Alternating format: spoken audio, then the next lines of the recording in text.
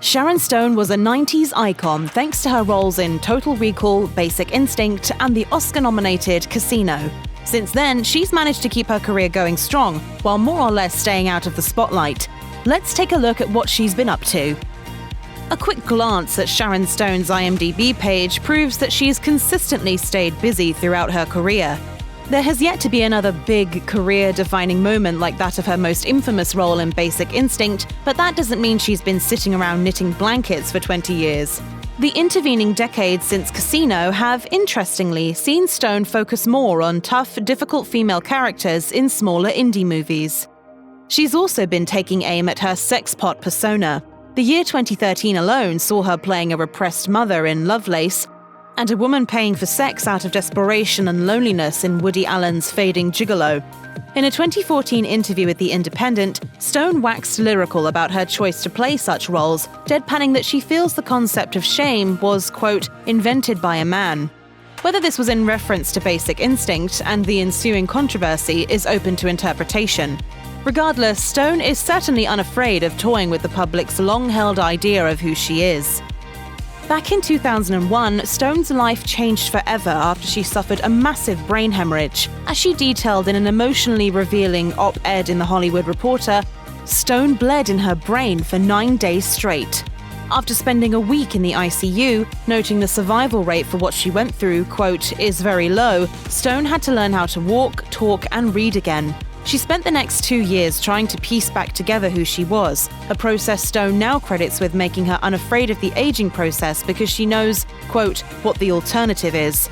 The actress described it as a humbling journey that has forced her to work at everything in her life a bit harder as a result. She's made a habit of eating healthily, working out 4 or 5 days a week, and abstaining from alcohol. But she hasn't lost her sense of humor, admitting, "People don't want to see a fat Sharon Stone, do they? I know my brand." After this difficult recovery period, Stone admits she found herself pushed to the back of the line. A guest spot on Law & Order SVU led to difficulties with remembering her lines, but Stone pushed through and has found significant success on TV as a result.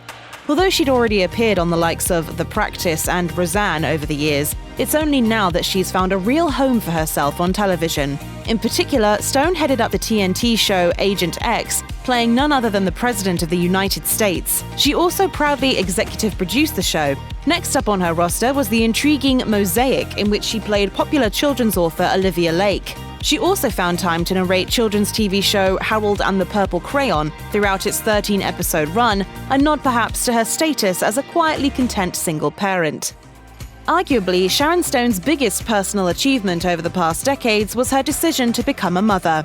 Stone adopted her 3 children, Quinn, Laird, and Rowan, in 2000, 2005, and 2006, respectively. She's kept them mostly out of the limelight, but in 2017 they presented her with Mother of the Year Award at the Associates for Breast and Prostate Cancer Studies Mother's Day luncheon in LA. In her acceptance speech, Stone admitted that motherhood, quote, didn't come easily to her. Regardless, the experience has always been rewarding for her. Stone told People upon initially adopting Laird, "I have more love, help, friendship, and kindness than at any other time in my life." Although she's mostly kept them out of the spotlight over the years, Stone did post a fun snap sharing her 59th birthday with her kids to Twitter. Rowan also broke with tradition and accompanied her to the 2018 Golden Globes. Those who have only seen Sharon Stone's name popping up in relation to that Basic Instinct moment will be surprised to learn she's actually quite the activist. A loud and proud proponent of women's rights, Stone has discussed everything from the gender pay gap to the Me Too movement. Back in 2015, Stone spoke out at a fashion event hosted by her sister Kelly about how, quote, "no one wanted to pay me after Basic Instinct."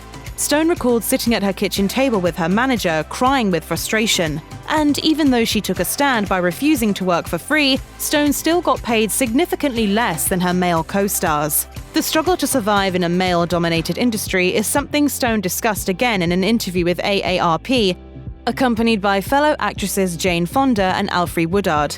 The 3 women discussed aging and the pressure to continue to be desirable in Hollywood. She also spoke to Luxury London about just how much strength it takes to survive in the business as a woman and how her strong characters represent that eternal fight. Not content with simply being a voice for marginalized women, Stone has been an activist for other causes as well. Since 1995, she's been the global campaign chair of amfAR, the American Foundation for AIDS Research. She initially only signed on for a 3-year stint, but in 1998, she renewed her term until a safe and effective AIDS vaccine could be found. Her impressive career as chair has been more than exemplary over the years. Nothing she does is small, and from spreading awareness to fundraising, she's more than made her mark.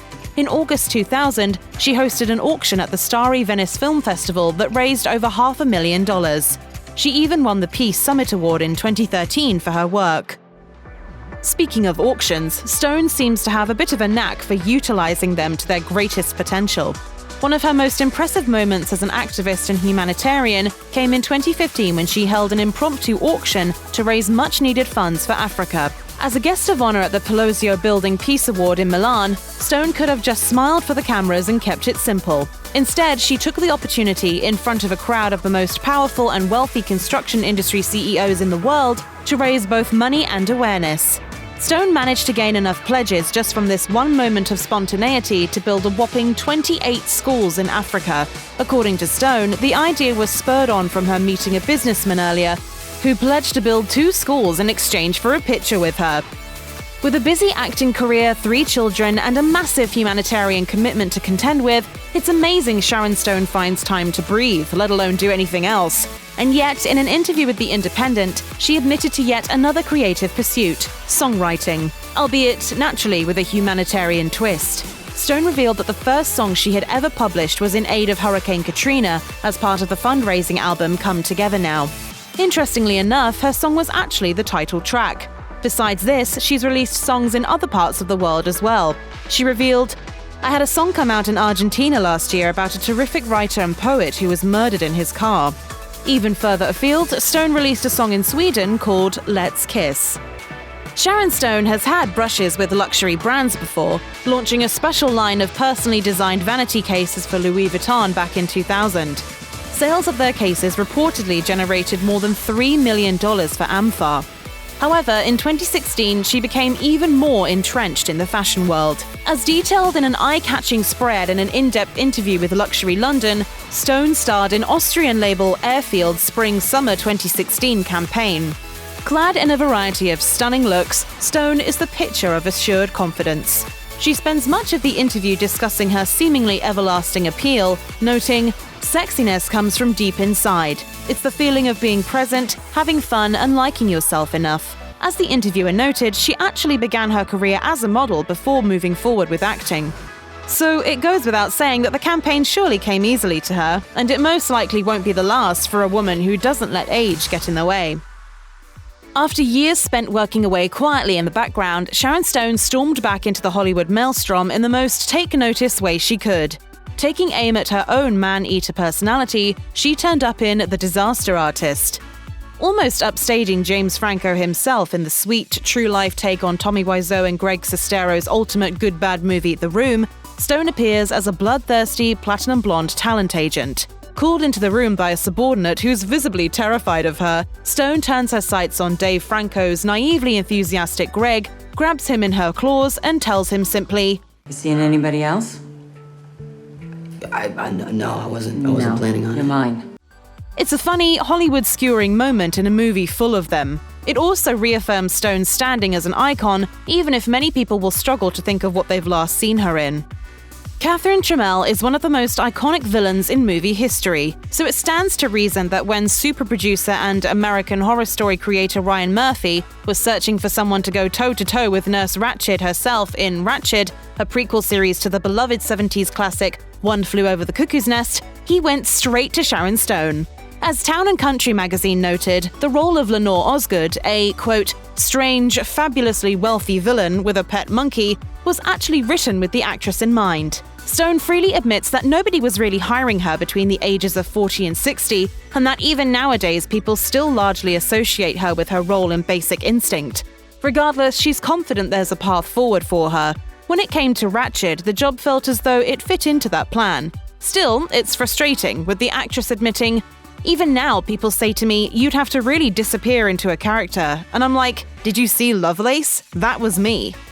You'd be hard-pressed to find somebody with more Hollywood stories to tell and a stronger inclination to share them than Sharon Stone. With the 2021 release of her memoir, The Beauty of Living Twice, she opened up about her extraordinary life and career with the trademark wit fans have come to adore. Speaking to CBC, she admitted Sharon Stone is actually a persona, quipping, "I have like a little section of my closet that has the Sharon Stone clothes in it."